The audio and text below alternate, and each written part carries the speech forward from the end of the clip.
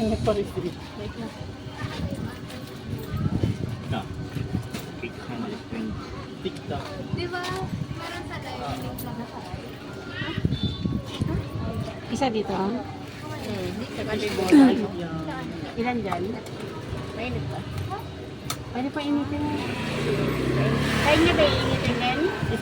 Fishball? Hindi, okay na to.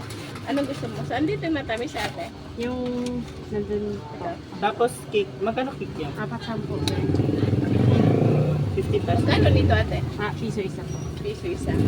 Dito ba? 50. 20 siguro.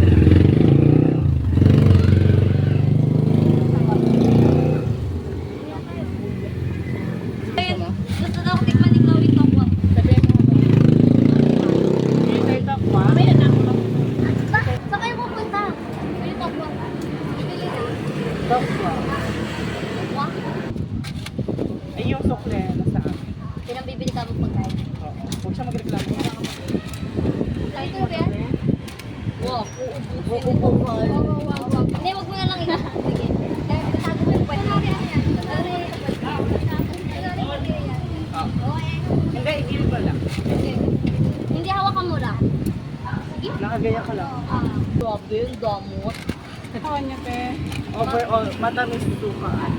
Lahat? Apa. Medyo sa Gagi. Then kami tokat. Gogo ko.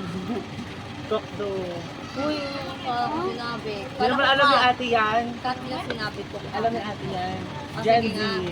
Hindi alam ni ate. Ikaw talaga. Ito ate. Tanong mo nga. Ate, you know what this one? Yun na nga. Stop ang Gen Z. Ate ko lang yung mga bumibili sa office. Sabihin ko kay Mark. Mahal na ata. Umalis na kami. Mark, ikaw talaga gusto. Ay, Oh, parang kawawa ako.